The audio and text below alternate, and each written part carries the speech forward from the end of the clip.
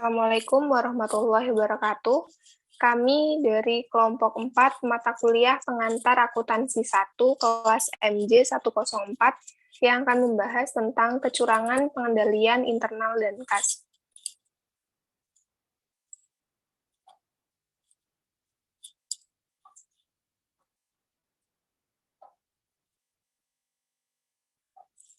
Kami beranggotakan Hilman, Jovan Kamesta Putri, Puji Hestuti, Rizky Maulana Ibrahim, dan Uci. Kecurangan dan pengendalian internal. Kecurangan atau fraud adalah tindakan curang yang dilakukan dengan sengaja untuk menguntungkan satu pihak, perorangan, perusahaan, atau institusi secara tidak adil atau melanggar hukum yang mengakibatkan kerugian di pihak lain. Pengendalian internal adalah suatu sistem dan prosedur dari sebuah perusahaan untuk melindungi aset-aset di dalam perusahaan. Hal ini juga digunakan untuk memastikan kepatuhan terhadap kebijakan dan peraturan yang berlaku. Jenis kecurangan. Yang pertama ada kecurangan atas aset. Kecurangan ini meliputi penyalahgunaan atau pencurian aset atau usaha perusahaan untuk kepentingan pribadi. Ini merupakan bentuk fraud yang paling mudah dideteksi karena sifatnya yang dapat diukur atau dihitung. Yang kedua, pernyataan palsu. Tindakan yang dilakukan oleh pejabat atau eksekutif suatu perusahaan atau organisasi untuk menutupi kondisi keuangan yang sebenarnya dengan melakukan rekayasa keuangan dalam penyajian laporan keuangan untuk memperoleh keuntungan. Yang ketiga, ada korupsi, adalah perbuatan yang dilakukan dengan maksud memberikan beberapa keuntungan yang bertentangan dengan tugas dan hak orang lain. Pencegahan kecurangan. Yang pertama, dari analis, perusahaan dapat melakukan analisa apa saja pola kecurangan yang mungkin terjadi dalam organisasi. Yang kedua, implementasi, melakukan sosialisasi kebijakan anti kecurangan, pelatihan anti kecurangan, dan evaluasi proses bisnis untuk menghindari terjadinya kecurangan. Yang ketiga, sanksi-sanksi. Sanksi yang dikenakan dapat berupa pengurangan kompensasi, tidak naik jabatan, atau bahkan pemecatan dan atau proses hukum. Dan yang keempat, monitoring. Melakukan pengawasan dan evaluasi program anti kecurangan secara berkala dan mengambil langkah perbaikan secara terus-menerus. Tujuan pengendalian internal. Yang pertama, memastikan kegiatan perusahaan berjalan sesuai kebijakan yang telah berlaku. Yang kedua, menjaga aset atau keuangan dalam sebuah perusahaan. Yang ketiga, mencapai tujuan dari perusahaan yang sebelumnya telah ditetapkan. Yang keempat, menghasilkan laporan keuangan yang akurat dan tepat. Kelima, mencegah kerugian yang terjadi pada sumber daya perusahaan. Dan yang terakhir, memastikan sudah dipatuhinya kebijakan yang ditetapkan oleh manajemen perusahaan.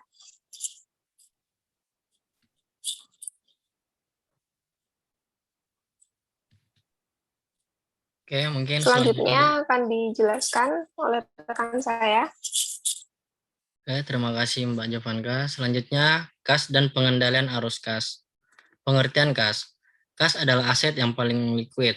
Agar dapat dilaporkan sebagai kas, pos bersangkutan harus siap tersedia untuk pembayaran kewajiban lancar dan harus bebas dari ikatan kontraktual yang membatasi penggunaannya dalam pemenuhan utang. Pengertian arus kas. Arus kas merupakan aliran dana yang menunjukkan perpindahan dana melalui sebuah bank. Secara umum, arus kas dapat merupakan kenaikan atau penurunan jumlah uang yang dimiliki oleh sebuah perusahaan, institusi, maupun individu. Jenis-jenis arus kas. Cash from operation activities. Merupakan uang tunai yang didapatkan dari aktivitas bisnis utama perusahaan, namun tidak termasuk hasil investasi. Arus kas ini biasanya akan ditemukan dalam laporan arus kas di perusahaan pada bagian pertama. Free cash flow to equity merupakan arus kas yang mewakili ketersediaan jumlah uang tunai perusahaan setelah diinvestasikan ulang ke dalam bisnis atau dimodalkan. Free cash flow to the firm ini adalah kondisi yang menggambarkan bahwa perusahaan tidak dimiliki sejumlah utang.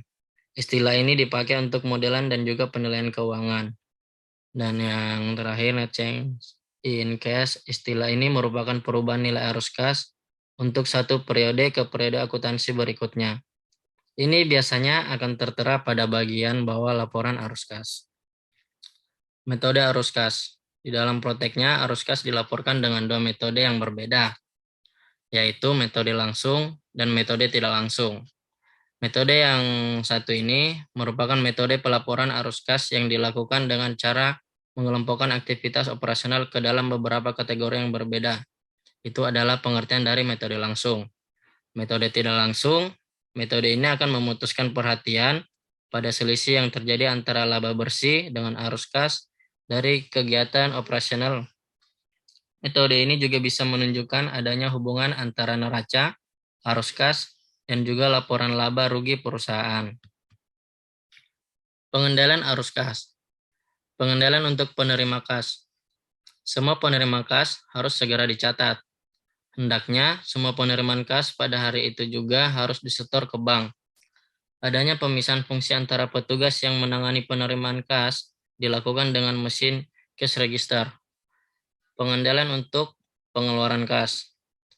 Semua pengeluaran kas harus dilakukan dengan menggunakan cek, kecuali pengeluaran yang jumlahnya kecil dan tidak efisien. Jika dilakukan menggunakan cek, dapat dilakukan dengan menggunakan dana kas kecil.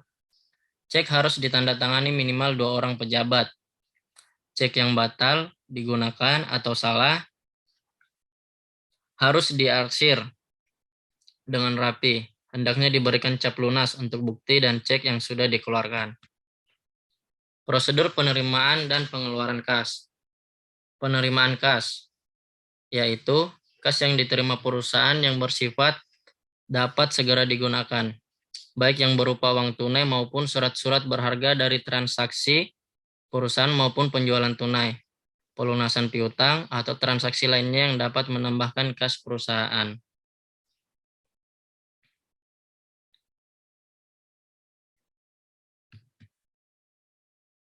Selanjutnya, prosedur pengeluaran kas. Biaya-biaya untuk departemen yaitu biaya telepon, listrik, air, dan beban operasional lainnya. Gaji honorium, kesejahteraan karyawan, biaya-biaya pemeliharaan. Pajak pengeluaran kas yang bersifat tidak rutin, itu pembelian barang-barang untuk inventaris kantor. Yang terakhir, sumbangan-sumbangan. Mungkin selanjutnya akan dilanjutkan oleh rekan saya, silahkan.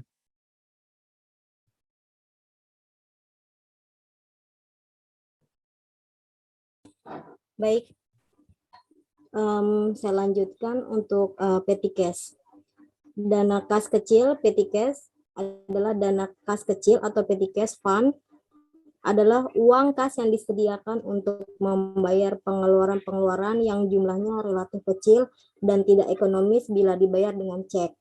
Dana ini diserahkan kepada kasir kas kecil yang bertanggung jawab terhadap pembayaran-pembayaran dari dana ini dan terhadap jumlah dana kas kecil.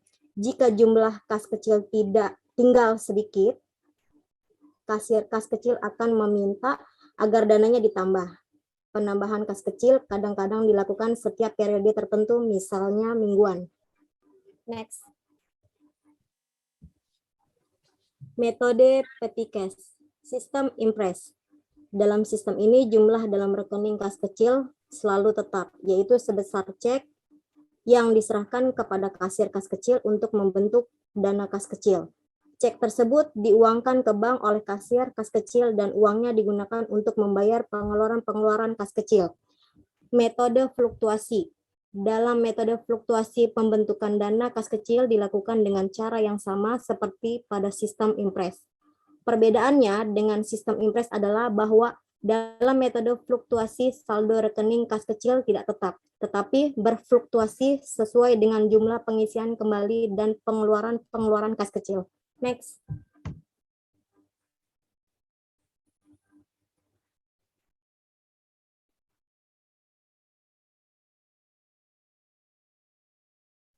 Penggunaan rekening bank. Rekening bank adalah salah satu sarana penting yang digunakan oleh perusahaan sebagai alat pengendalian kas. Perusahaan mengharuskan menggunakan cek atau transfer melalui rekening bank untuk melakukan seluruh pembayaran, kecuali untuk jumlah yang sangat kecil. Saat sistem tersebut digunakan, terdapat pencatatan transaksi ganda. Next. Penggunaan rekening bank dalam pengendalian kas. Pengelolaan rekening bank, bank statement. Biasanya bank mengelola pencatatan seluruh transaksi rekening bank. Ringkasan seluruh transaksi tersebut yang biasa disebut rekening koran, bank statement, dikirimkan ke nasabah dalam bentuk cetakan hard copy maupun email soft copy. Pencatatan jurnal rekening bank. Saldo rekening bank nasabah dalam catatan bank merupakan kewajiban, sehingga rekening nasabah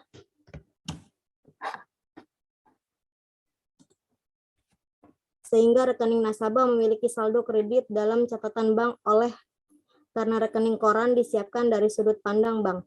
Maka ayat jurnal memo kredit dalam rekening koran menunjukkan kenaikan kredit dalam rekening nasabah.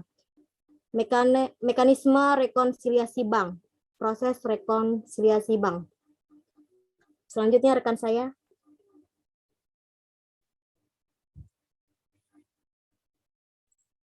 Baik, terima kasih. Selanjutnya adalah materi rekonsiliasi bank. Definisi rekonsiliasi bank merupakan rangkaian catatan informasi keuangan yang menjabarkan tentang perbedaan kas antara perusahaan dan bank. Perbedaan tersebut dapat dilihat dari catatan bank dengan catatan kas nasabah. Diperlukannya rekonsiliasi bank untuk memastikan adanya kesamaan catatan informasi antara perusahaan dan bank, maka perlu dilakukan proses rekonsiliasi bank. Dengan dilakukan rekonsiliasi bank, maka catatan laporan perbankan dan juga perusahaan dalam periode tertentu bisa lebih terlihat rapi dan juga akurat. Selanjutnya, komponen rekonsiliasi bank yang terdiri dari 3 poin. Yang pertama, deposit in transit atau setoran dalam proses. Yang dimaksud ialah ketika uang tunai atau cek yang telah diterima dan dicatat oleh perusahaan ternyata belum dicatat oleh pihak bank yang ditunjuk oleh perusahaan. Jika hal seperti ini terjadi, maka setoran tidak akan muncul pada laporan keuangan bank.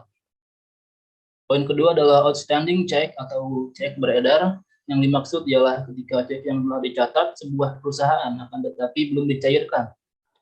Jika proses pencairan belum diselesaikan, maka data tidak akan muncul pada laporan keuangan bank. Poin ketiga adalah non-sufficient fund, cek atau cek kosong. Yang dimaksud ialah cek yang tidak diterima oleh bank dikarenakan adanya dana yang terdapat di dalam rekening perusahaan tidak mencukupi.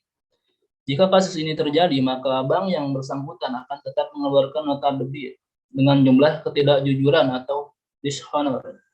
Selanjutnya,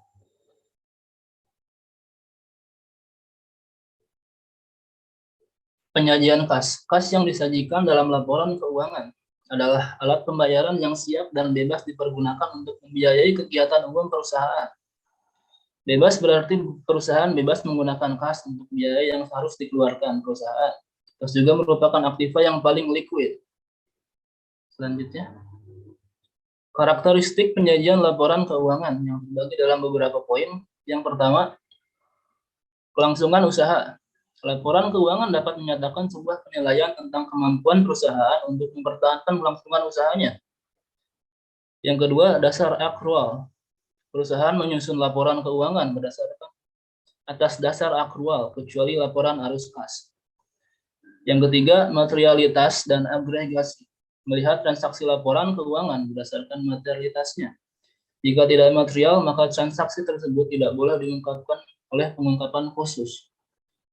Yang keempat, saling hapus. Perusahaan tidak diperbolehkan menghapus antara aset dengan liabilitas atau pendapatan dengan beban. Yang kelima, frekuensi pelaporan. Setiap perusahaan diwajibkan menyajikan laporan keuangan per periode yaitu tahunan. Dan yang keenam, informasi komparatif. Setiap perusahaan diwajibkan menyajikan laporan keuangan per periode yaitu tahunan. Dan poin yang terakhir yaitu konsistensi penyajian. Setiap penyajian laporan keuangan harus konsisten. Misal, untuk aset di bawah 2 juta rupiah, harus dibebankan dan tidak masuk ke dalam aset. Baik, materi selanjutnya akan dibawakan oleh Kak Uci. Silakan, Kak. Terima kasih, Kak. Laporan posisi keuangan. Pengertian laporan posisi keuangan. Laporan posisi keuangan adalah laporan yang sifatnya sangat sistematis terkait posisi keuangan perusahaan, baik itu perusahaan jasa, dagang, atau manufaktur. Laporan posisi keuangan adalah ringkasan dari sebuah perusahaan terkait kondisi aset, liabilitas, dan juga ekuitas perusahaan. Fungsi laporan posisi keuangan. Pada dasarnya, fungsi laporan posisi keuangan adalah guna mengetahui kondisi utang, aktiva, dan juga modal suatu entitas pada suatu waktu tertentu. Komponen. 1. Aset adalah kekayaan perusahaan ataupun entitas yang di dalamnya terdiri dari kas, piutang, biaya yang dikeluarkan di muka, serta aset tetap. Kedua, kewajiban atau liabilitas adalah sesuatu yang menjadi tanggungan atau diselesaikan oleh pihak perusahaan ataupun entitas dalam jangka waktu pendek atau panjang. Yang ketiga, ekuitas adalah modal entitas yang dimanfaatkan dalam melakukan operasi atau kegiatan perusahaan. Next. Laporan posisi keuangan bentuk stafel. Statements of financial position. Bentuk stafel adalah laporan keuangan yang disajikan dengan bentuk vertikal, yang mana setiap pos aset akan dilaporkan pada bagian paling atas, lalu diikuti dengan berbagai pos liabilitas dan juga ekuitas pemilik saham. Laporan posisi keuangan bentuk kontrol. Laporan posisi keuangan bentuk kontrol adalah format laporan neraca yang sama pos aset, yang mana pos aset, kewajiban, dan juga ekuitas pemilik saham akan disajikan secara berdampingan. Berbagai pos tersebut akan disajikan pada sisi kiri dan pada sisi kanan yang akan disajikan pos kewajiban dan juga ekuitas. Next.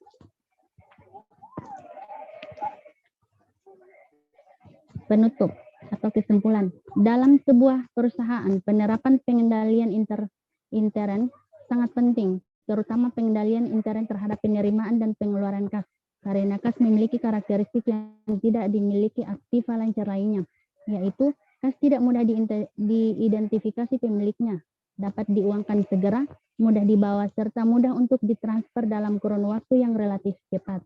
Manajemen mempunyai tanggung jawab paling utama menjamin keamanan harta milik perusahaan serta menemukan dan mencegah terjadinya kesalahan dalam penyelewengan ataupun pemborosan pada saat perusahaan beroperasi. Manajemen terhadap kas juga bertanggung jawab untuk pembuatan perencanaan, melakukan prosedur atau otorisasi, serta meletakkan dan mengawasi suatu kegiatan melalui pengendalian intern. Next. Sekian dan terima kasih. Presentasi dari kami, lebih dan kurangnya mohon dimaafkan. Wabillahi taufik wal hidayah. Wassalamualaikum warahmatullahi wabarakatuh.